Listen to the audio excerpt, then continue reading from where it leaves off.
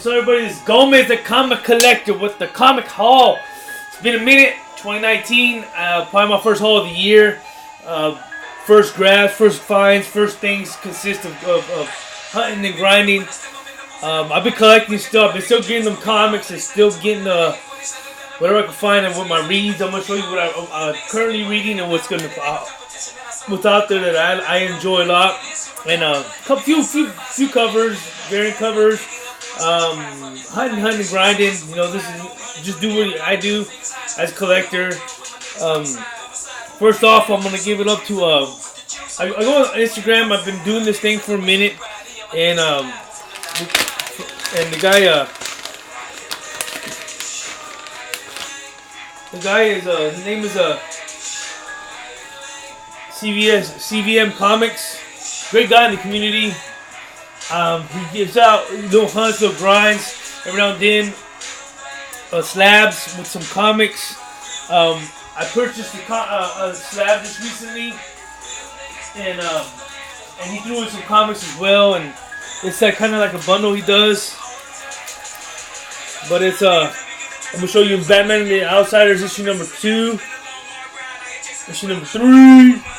I have a few of these. I haven't picked them up and read them, but they're pretty cool. Silver Age comics, or Bronze Age comics, whatever you want to call it. Issue number 4 or 5. Issue number 6. Number 7. 6 is right here, something like that. Issue 7. So it's a pretty cool old school, DC Batman the Outsider comics. I'm not really too fond about the story. But it was nice little gesture right there. And then I got threw in this. I think this is like a cable 155 or one like 157 run there. This is the they had a Venomized. This was when they're coming out with the Venomized variants. And this is a nice one because this is a Virgin Rob Liefeld one. Of course, they got no feet, if you know what I mean. But he also did the Clayton. He also threw in this one right here, the annual volume 1 of Clayton. I believe it's the Clayton Crane. You see his signature is awesome. I don't have nothing signed from him. I would like to in the future get something signed from Clayton Crane. You know, one of my goals, maybe get that yellow label on CBCS in the future. But I'm gonna be patient and hopefully I get this thing signed in the future. This is an awesome ass art by Clayton Crane. And then he threw in Animosity: The Rise issue 1. It's an Aftershock comic. Animosity Evolution number 1 as well. This is a different one, and this is I think A and B cover of this one. The Rise is like a miniseries, but I've never read Animosity. I've heard things about it, so it's pretty cool. But this is the slab I got from it was a CVM Comics. It's an X23 PX exclusive. San Diego Comic Con 2018. Limited to 4,000 copies. It was 9.0 CGC X23. I'm really loving X23. I'm trying to collect some of her runs and give it a good read. And then I went to I met this Instagrammer too as well. It's I think it's Jim Art, and I asked him to do me a Batman Who Laughs sketch, and he did that bad boy right there, which is pretty dope. I like it, So I picked that up, and I also been wanting to finish this off. This is the issue I'm current. The marriage of the Bartlett, one of the guys, Bartlett family, he's getting married, and this I don't know if this is the finale issue. I've heard a mixture of things. I have not read it yet. I just picked it up today. I want to give that one a final read and see where it takes me. I know that he got married, and this is going to be Redneck was a great story with the family meeting another family. He rejoices with the girl he met years ago. He rejoices with her after so many years, and he's still in love with her. And he turned into a vampire, walked away in the early of the stories. Goes through a lot of trials and tribulations with the Landrys, and it's just an awesome read. I liked it personally. The interior art was pretty good too. This one I have to catch up on. I do have the first print of Middle West, but I wanted to get the second print as a collection to collect it myself. But I really love Scotty Young and his art and his work. His one I want to finish, and I have to get a chance to finish is I Hate Fairyland. I left off in issue 15 or 16, so I have about 4 or 5 issues to read to finish this. So I want to read that before I jump on this, but I'm not going to skip on this one. This is I heard is a real good story, and I've heard real good things. So the art looks awesome. So I'm hoping to pick this up and give it a good read, and pretty soon, hopefully in the next few weeks. But another one I'll always pick up and always get, no matter what, is that Spawn. A lot of recently on Instagram I've been reading a lot of cover swipes or copycat art through Matina, which is really sad. But no, we can't all draw different things. But he came up with art that's very similar and didn't recreate it. So it's kind of a real big controversy right now. Matina is a great artist. I wish, I got the sketch, the black and white sketch, and I got the Virgin, so the set. I just wish that that all that stuff didn't bleed out like that. But you do what you do. You get what you get from copying bullshit, copying artists. And by copying artists, it's gonna come back and haunt you. I think that's the situation why Marvel don't work with them, and DC worked with them, and now they're seeing a lot of similarities when it comes to the art. So we'll see what happens in Matina. And another one I'm reading is Oblivion Song. Love that comic through Image. I love the way that he that was called Brother. The world is pretty interesting because it's like world within a world. So like where I'm living at right now, there's something going on through the opposite side of life, and it's just weird how it's just crazy, and something really happened in the story with this machine that they had, and it's just the art, everything. I have not read this one. I want to give it a read later today, but with his brother and the situation with just the art itself, it's just awesome. Just awesome ass story. The art, and then I read about Robert Kirkman, how he found Lorenzo de Lafici, or it's just an awesome story. In the first issue, he does talk about that on the Oblivion Song, of how he met him and how he was able to contact him. Another one is a hot book, and a lot of people have been. It's an awesome read. Is the Immortal Hulk. I'm not a big Hulk fan. I haven't been in years. I've read a few stories. But this one right here is an awesome dark read, and if you have not picked this one up, if you can't get issue 1, especially issue 2, because issue 2 is the hot issue with that first appearance of Fry, you have to read this one. This is a great read. I recommend it. If you can pick it up, still get it up, and then let's see. I'll talk about an LCS. I went to LCS today. I did some hunting.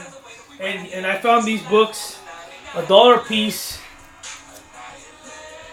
I just like the way the wrestling art is.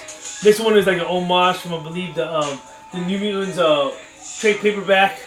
I just like how it is. It's on Death of X issue number 3. I just like that way that variant is. Pretty neat. This one right here is a sketch cover. It was only $1, and then I found this one. It said 4, but he ended up giving these ones for me for my birthday. I told him my birthday was Thursday, and we're talking. I haven't been on there all week. I've been busy, but I've been wanting to pick this up because it ties into one of the X-23 stories, the Collision Part 1. There is Part 2. I think that's it. But I got Part 1, which was nice because I wanted to get that for my PC. And then I got this one right here. And then I believe it's the first appearance of the Justice League Kids. This is the variant cover. But he threw all these for free, which is pretty dope. And I was happy about that. He didn't have to. It was going to be like $8 charge. Another one I picked up is Batman 62. The Frank Miller. I like that cover. I like the way he did it. They traded him. It used to be Bettina. Used to be Tony Daniels did the A cover, and they switched it up. So for having Frank Miller in here, pretty dope ass cover. He brought back the Dark Knight Returns type cover, and then I picked up, this one's another, I guess, a hot book that everybody picked up or tried to pick up. It's that Harley Quinn issue 57. You know, so I picked up a few of those. So that's what I picked up. Also, I picked up another one today. Let's see. So I picked up another one, but check this one out. I don't know if you guys know about it, but if you guys have it, check this out, because this one right here in the so you go down. I want to read, because the first appearance of a character in here, and let's see. Let's see if I could show you right now. Let me see. I saw it today. I think it's right here. So it says, if you see that right there, variant cover. Let me move my hand. By Frank Cho, and the variant cover is by Tedesco. You see his signature right there, Tedesco, and that is an error upon DC of putting the wrong, because Frank Cho's been doing the B covers for, I don't know, for like about a year and a half. And maybe longer, but maybe 2 years, 3 years. But that right there, check them out. There's an error on the B cover variant. So last thing I got in today was by Big E's NY Warriors. I want to auction from him. I wanted to read something about this, read more about Swamp Thing, and I wanted to collect some of his first series. And for a great price, I was able to get this one. This is, I believe, the first appearance key. It's in a decent condition for a Silver Age comic. So it's issue number 20 center, issue number 2, issue number 6, issue number 15, and issue number 16. So, well, great price for those. They range between, especially the first one I showed. That one I showed that's the first appearance key issue, and that one runs between a $20 to $40 book. On a good day, it's a $50 to $60 book. So I was happy to get the price that I got it for. And in issue number 6, I talked to my boy Pope Cerebus.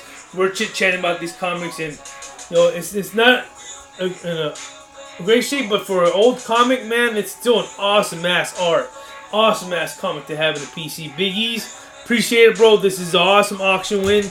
I'm glad, I'm happy for these. I've always wanted to collect some Swamp Things.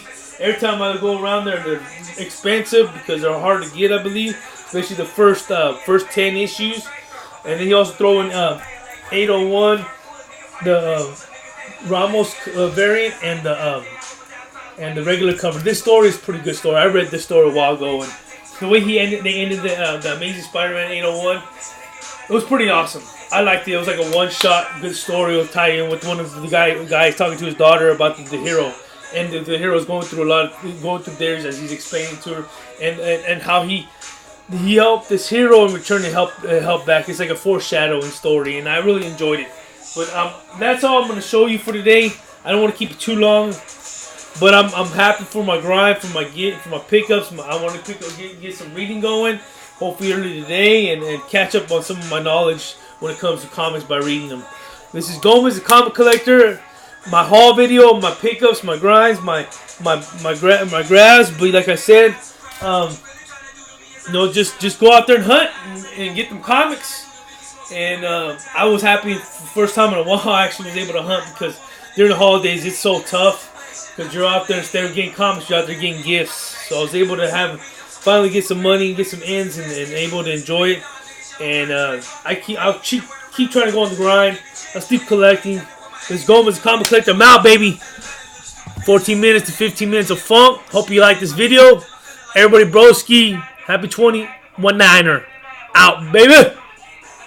Yep, boy.